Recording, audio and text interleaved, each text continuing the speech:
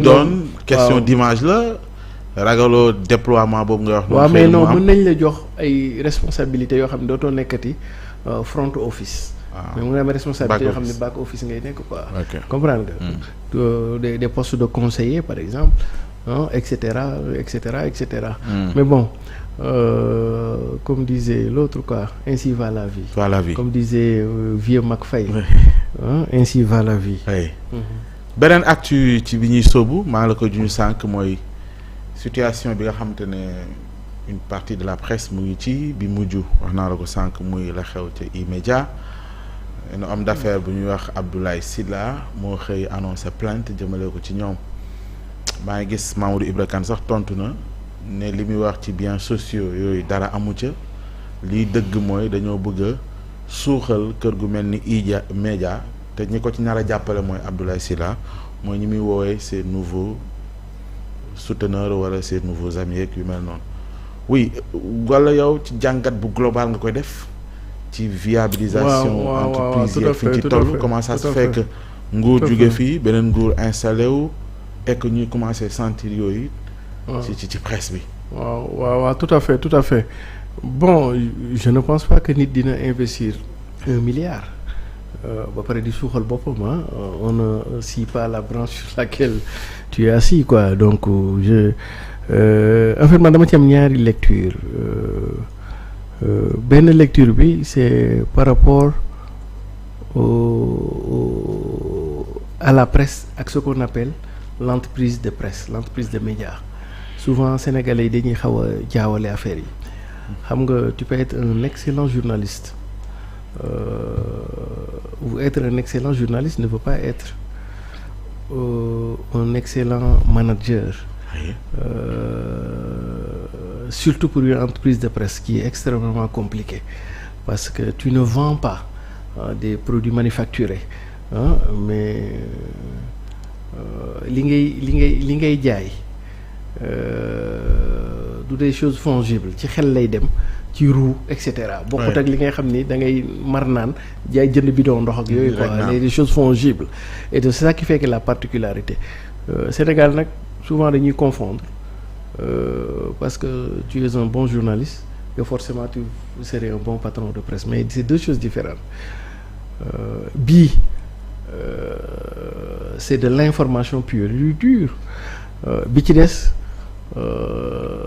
c'est de l'entreprise, c'est du management déjà comme disait Fayol avec les 6 fonctions de l'entreprise comme il avait dit il le disait si bien à laquelle il faudrait ajouter ou auquel il faudrait ajouter maintenant une 7e fonction Fayol dans les livres de management l'entreprise la fonction commerciale finance comptabilité administration production sécurité maintenant il y a une autre fonction qui est venue dans l'entreprise qu'on appelle la communication et les relations publiques et donc si on crée un journal enfin on ouvre une entreprise de presse pour tout simplement ouvrir une entreprise de presse sans pour autant qu'il y ait un business model avec un plan financier un plan d'affaires un business plan comme vous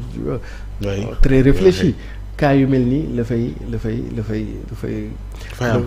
fay am mais bi ci des mooy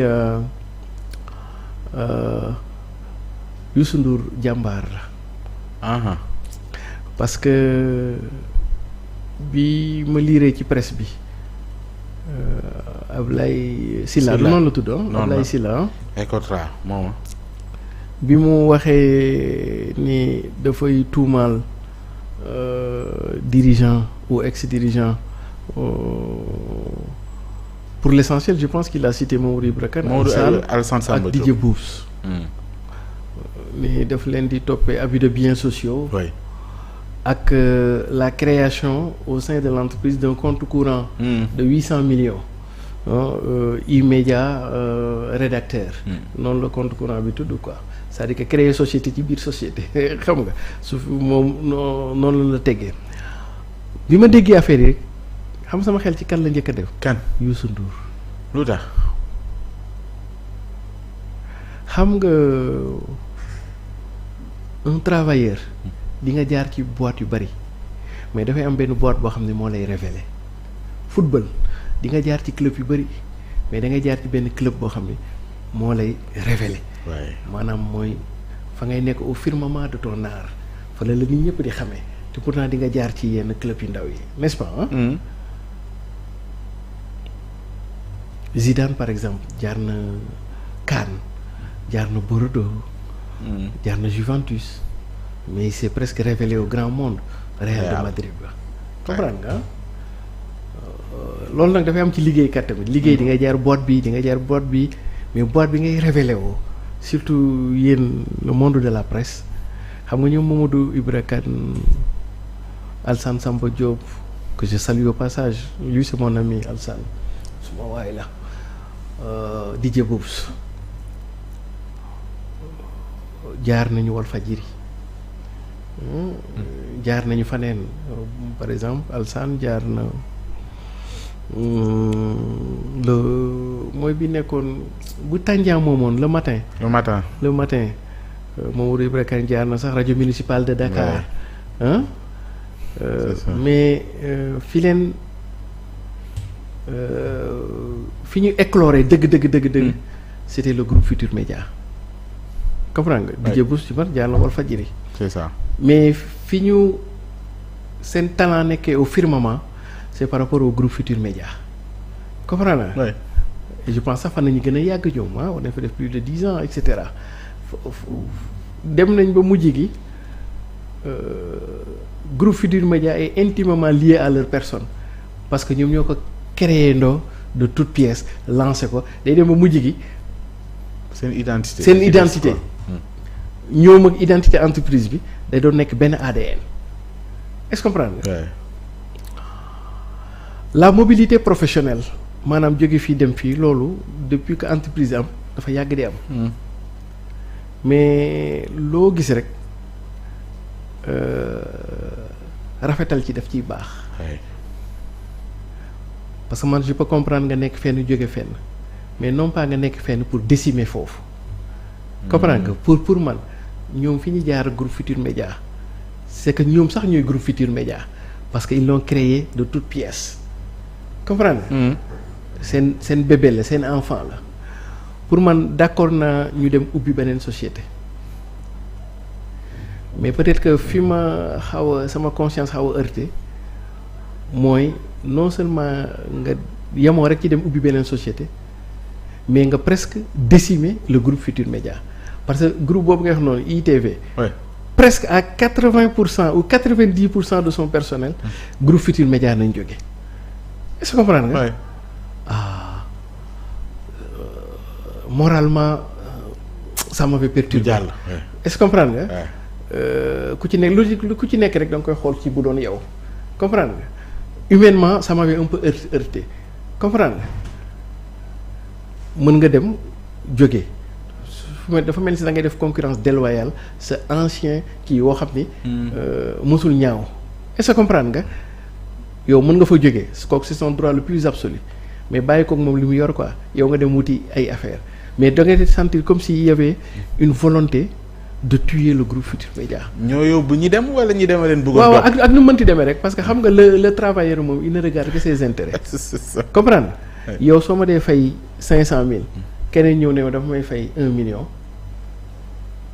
le travail il regarde que son intérêt. comprendre nga. donc yow boo ñëwee ba ci fii yow kii xam nga lu ñu koy fay comprendre soo ko fa jëlee. c'est pas parce que da nga koy fay li mu fa doon am sinon kon mu toogoon fa. c'est parce que tu l'as proposé leen c'est-à-dire que l'acte boobu laa wax moom moo xawoon a graaw man boog étant man de mosuma ko def ça veut dire que fu ma jaar ba ñu am fa kii même bu ma fay jógee sax je me garderai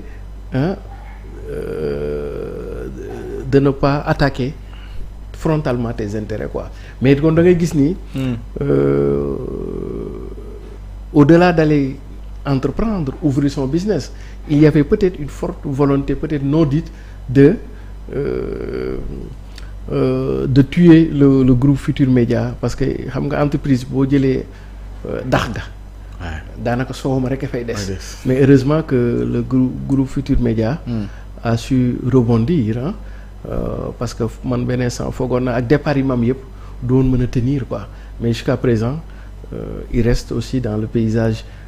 ça veut dire que bi problème bi amee rek Youssou Ndour laa njëkk a xalaat quoi parce que li ma ko xalaatee mooy ba loolu amee mosoo ko dégg mu wax ci dara est-ce que comprendre Youssou Ndour il est grand comprendre te loolu dafa metti grand nga ubbi sa société investir ci lu ne ànd ak ay nit pendant 10 ans plus de 15 ans ñu xëy ñuy dem garaawul amul benn problème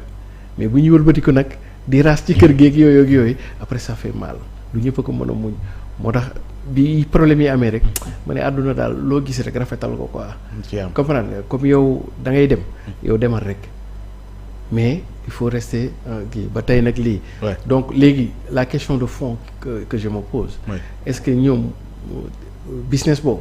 dañ ko ubbi woon dans une logique entrepreneuriale économique et financière ou bien dañ ko ubbi woon pour d'autres visées.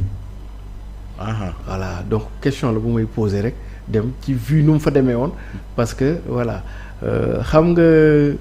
lu tax ma lay poser loolu. bokk na ci presse Sénégal xam man j'ai géré des entreprises de presse. Bien sûr. Voilà Okay. Africa 7 et cetera voilà très bien même Africa 7 Convergence et cetera. À l'époque le groupe qui payait mieux et régulièrement ses salariés c'est le groupe Futurs Médias. Le niveau de salaire ça n'avait rien à voir avec la convention sax collective. Au niveau du groupe Futurs Médias les travailleurs étaient surpayés et régulièrement payés man sax daan naa amel bor gaañ yi xam nga weer bi may dàqanteeg le 15 et cetera. Exact. Mais s'il y a une entreprise où les gens étaient bien payés et régulièrement payés c'était le groupe Futurs Médias. Est-ce que tu comprends? Moo tax ma leen poser question boobu donc yow mënuloo du point de vue là je parle d'économiste que je suis ngay créer benn entreprise bu bees ba pare di am yenn niveau de salaire yi ce qu'on appelle la maîtrise des coûts la gestion financière par la maîtrise des coûts booy doog a démarrer entreprise start-up nga da nga war a démarrer ndànk ba keroog ngay jóg mais mënuloo démarrer tërëp rek am des niveaux de salaire supérieurs au niveau de salaire du leader qui est là. Est-ce que tu comprends? te yow sa niveau de salaire dañ ko war a indexer par rapport à la profitabilité ou à la rentabilité de l'entreprise moo tax ma lay poser cette question de fond. Est-ce que kon laneen moo ko taxoon a jóg E-Media ITV et cetera que lu dul woon économie business parce que en ce moment je parle de business ou bien du point de bu fekkee réalité économique la ni ñu démarré c'était sûr que bu ñu dawalee 2 ans 3 ans 4 ans ils vont se casser les dents parce que en management le point bi ngay njëkk a xool c'est les charges comprendre ku la gën a maîtriser ses charges moo la gën a mën a am chance durer dans le business mais yow mënuloo commencer déjà ki fi nekk daj daay di fay à des niveaux de salaire nga dem débaucher ci moom kon donc ça veut dire que yow tu vas payer beaucoup plus est-ce que comprendre nga fi ñu nekkoon ñoom parce que man dañu fa daan invité may dem ay médias et cetera ah c'était super et cetera donc nga xool environnement économique entreprise de presse au Sénégal nu mu demee nii. boole ko convention yi xëy ci yenn yi. voilà d'accord et puis bon la tendance globalement ce n'est plus au média 1.0 maintenant c'est le média 2.0 et cetera pour moi il y a un déphasage entre schéma directeur bi ñu lancé et cetera ça veut dire que pour que business model boobu mën a tenir il fallait que journalièrement que entreprise bi di dugal ay millions et des millions et ce n'est pas évident parce qu'on a un marché très étrié kon donc pour man su ma ko doon analyser avec le recul je peux me dire que ce n'est pas des logiques entrepreneuriales moo tax mais peut-être beneen logique la mais bon boobu je pose des hypothèses mais bon pour man tey bu ñu demee ba Abdoulaye dañ leen bëgg a sàkkal pexe. waaw non mais bu ñu demee tey ba Abdoulaye Sylla ñu s'appelle waxee nii mu waxee ñoom Mamadou Ibra waxee nii ñu waxee te Youssou Ndour moo am ndam waaw Youssou Ndour moo am ndam parce que dafa mel ni dañ ko doon fexeel waaye sunu borom nanguwul daal waaw peut-être que mën na am bu fekkee seeni pexe jub na heure bi TFM daanu na bu yàgg quoi waaye tey la fi TFM gën a nekk vraiment moo tax àdduna xaalis neex na loolu grand mais nañuy sàmm diggante yi nañuy sàmm kóllëre grand xaalis neex na lool xaalis neex na lool mais nañuy sàmm suñuy diggante nit ak nit waaw loolu pour man yii yëpp dañ ko fi baax alal yii yëpp dañ ko fi baax mais nañuy